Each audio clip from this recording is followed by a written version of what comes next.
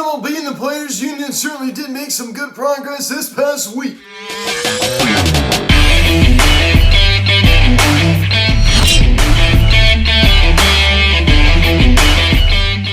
Yo, what is going on, everybody? Welcome to Phillies Hats of Media, and today we're going to have our 13th weekly update of the offseason, as we're going to be talking about some Phillies news and some all-around baseball news. And I guess before we get into this video, please subscribe if you have not yet.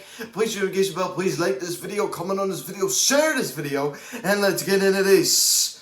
Certainly some, big progress made between the Players Union and Major League Baseball this past week, which is very, very encouraging. And of course, a deal has not been made yet, but they definitely have been gaining some ground in the negotiations, right? So that's nice to see, and it's great news to hear, right? It is great news to hear. There's more topics to talk about to kind of prove my point as to why I believe that the season will start on time, and I still am standing by that. I do believe that the season will start on time, right? I just think there's just too much to lose on both sides. And originally I was saying that there's more to lose on the owner's side, but I am going to say that there probably is more to lose now on the player's side. Of course, there's still a lot to lose on the owner's side as well. The players, man, did not want another season with prorated salaries. I can just say that right now. Especially for the younger guys. As I said, some of the, Juan Sotos of the world, some of these superstars have not really been paid yet. Will be heavily affected by this, and they do not want, a season of prorated salaries like they had in 2020. They do not want that, and especially, with all these TV deals, they would be foolish to not come to an agreement, right? So this is an owner-imposed lockout. Let's not forget that the owners decided to, impose this lockout. So I think that's very important to, emphasize. I want to kick off this weekly update with a discussion, as we mostly do, and I'm going to talk about Phillies right fielder Bryce Harper, the reigning NL MVP, and I made the discussion post. Do you believe that he's going to carry his 2021 MVP numbers into 2022? That's hard to do, right? It's very, very challenging. Something that he did not do in 2016 after winning the MVP in 2015, right? He, followed up his MVP in 2016 with a 243 average, 24 home runs.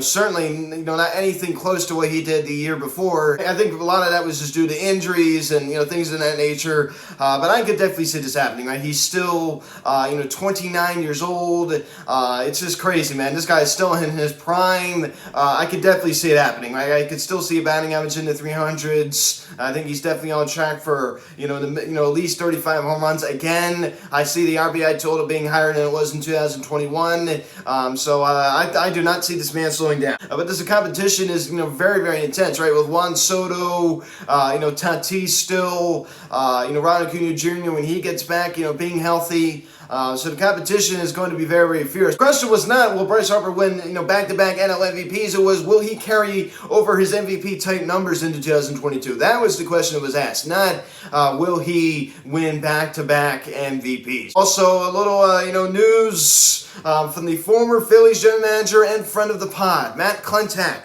as he has been hired by the Milwaukee Brewers as a special assistant. So congratulations to Matt Clentak. Best of luck to the Milwaukee Brewers, right? I did email him, and I congratulated him. He emailed me back and said thank you, and great guy, right? Really just a good guy.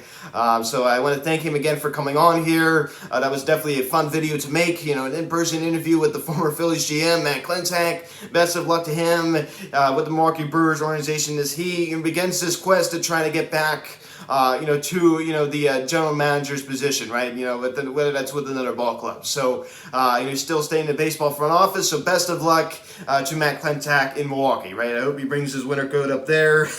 A big take coming from former Phillies second baseman Chase Utley, and he said this past week that former Phillies shortstop Jimmy Rollins, quote, no doubts, belongs in the MLB Hall of Fame. I think that's just him just trying to praise his good friend, right? Of course, they're, Jay Rollins and Chase Utley, of course, good friends, reunited, with the Dodgers in 2015 when Utley was traded over in August. Spent all those years together in Philadelphia, right? So, they're definitely good friends. I just think Chase Utley's trying to be loyal to his friend. I do not think that Jimmy Rollins is a Hall of Famer, as I explained in the video on Thursday. Please go check that out if you have not yet. I just do not think that Jimmy Rollins put up Hall of Fame numbers. I just do not consider Jimmy Rollins to be a Hall of Famer. I just don't see him making it. But he still had a great career. But Chase Utley trying to back his good friend Jimmy Rollins, saying that he, quote, no doubt belongs in the MLB Hall of Fame. And also some union and MLB news and negotiations. The MLB Players Association has withdrawn the proposal for players to get to free agency prior to 6 years of service time. So they were really pushing hard to make a distant age limit to be a free agent, right? Or they were trying to just lower the service time, eligibility to be a free agent. It was at 6 years. It's still at 6 years, and it's got to stay at 6 years. That's something they can agree on now. Another thing they can agree on. So now this is progress being made. They've agreed to keep it at 6 years. The union was really pushing for this. And they did not win. I also think they realized that, the season, of course, it's not like it's, 2 weeks away, but they realized they were starting to run out of time. It is January 29th, ladies and gentlemen. It's not December 29th or November 29th. It's January 29th. We're just over, 2.5 weeks away from pitchers and catchers, supposed to be reporting, right? That's what I'm saying, supposed to be, because who knows what's going to happen. And then during that meeting, that very productive meeting, they agreed to meet the next day, which there's starting to be some momentum here, ladies and gentlemen. There's starting to be some momentum. There's no doubt about that. They're starting to gain momentum. Of course, they could not come to an agreement this past week, but hopefully they will, within the coming weeks, right? So I'm still not worried. I'm going to keep saying that. I just have to keep saying that to try to calm you guys down. I'm not too worried about it at all. I do think that there's a possibility that, the pitchers and catchers reporting could be pushed back. I think that's a real possibility, but I just don't see, a lot of spring training being affected. I certainly do not expect the regular season to be affected at all. But there was more progress made in those 2 days. The CBT luxury tax, both the threshold and the penalties are things they still need to get done. But the night before it was reported that an MLB official told the Players Association that the league is willing to lose regular season games as the lockout continues to drag on.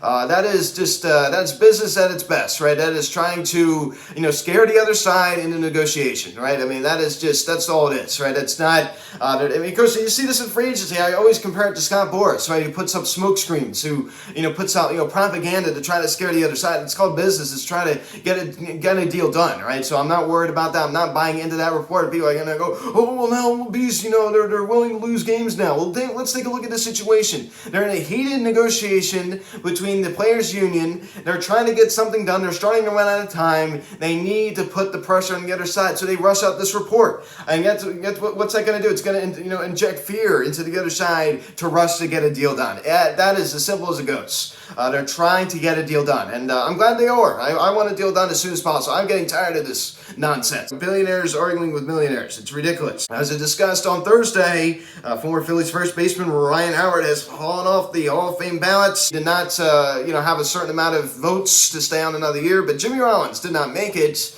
but he will remain on the ballot another year.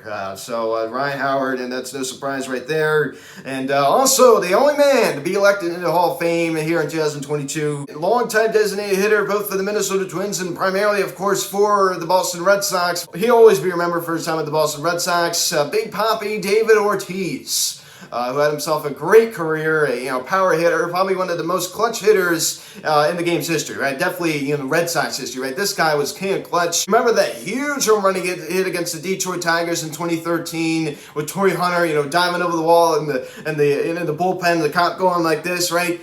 So many of these, extra base hits and, the playoffs, late in games, the walk-off hits and, against the Yankees, he killed the Yankees. Remember Joe Buck with that, that famous call, "See you later tonight." A three-time World Series champion, and he did not start off his career too well, right? He wants to bring his mom over, to the United States from the Dominican Republic. She dies in a car accident. He definitely has had some sadness in his life.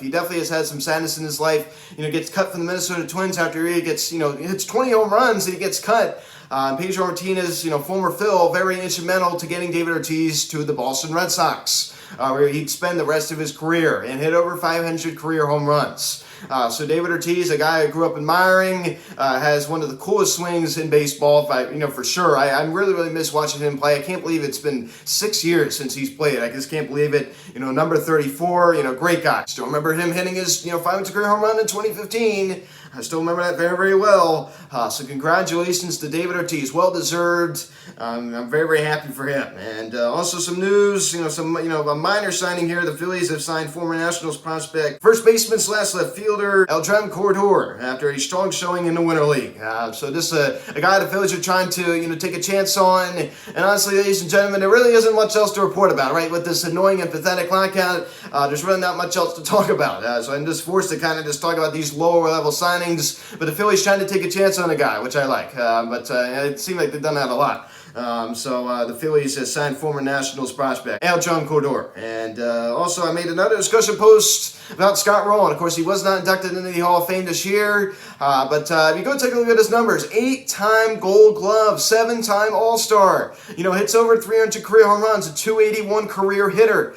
He had himself a very, very good career. And this is a guy I do see in the Hall of Fame. In my opinion, I think he had a Hall of Fame career. 8-time Gold Glove Award winner. This guy was amazing, right? Over 300 home runs. He has the 281 batting average. I'm definitely a big fan of Scott Rowland, right? He was great. And some interesting news here, coming out of Phillies front office. The scouting department is they hired longtime scout and uncle of former outfielder Matt Holliday, right? We all remember Matt Holliday, with the Cardinals. Spent that short time with the Yankees towards the end of his career. Dave Holliday, right? So his uncle Dave Holliday hired in the Phillies professional scouting development. So congratulations to him. So the Phillies hire, former outfielder Matt Holliday's uncle.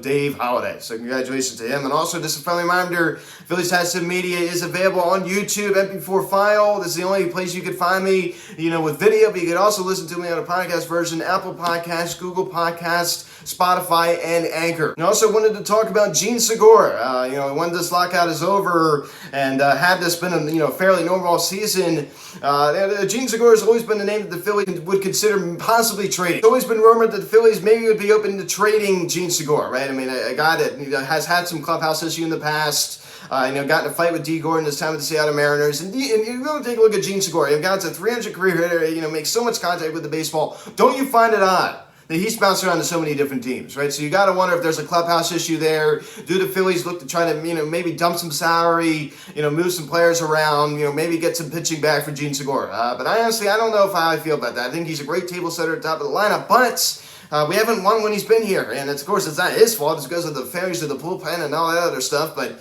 I don't know if the Phillies would be willing to give up Jean Segura, right? Of course, if the deal is right, I definitely think they would. But that's definitely an interesting possibility. Do the Phillies look to change Jean Segura, right? Definitely a bit of a clubhouse issue. It's just I don't know. Remember with Jake Arrieta in May of 2019 in San Diego after entering concussion, with the torn ACL, right? Going at it. So I don't know. I think some of that was just Jake Arrieta trying to just be, Jake Arrieta, right? But who knows? Who knows? I definitely, possibly see that happening. But he, as I said, he's been a great table setter at the top of the lineup. For right now, I'd keep him. For right now, I would keep him. So that'll do it for this week's update. Please subscribe if you haven't done it yet. Please share the notification bell. Please like this video, comment on this video, share this video. Check out the social media link in the description section at Phillies Hats Media, Instagram, Twitter, Instagram. Follow me on Twitter at Media. Call or text 267-225-392. Email me, PhilliesHatsMedia@gmail.com. So guys, thanks for watching. I'm Luke, and I'll talk to you later. I'll see you guys.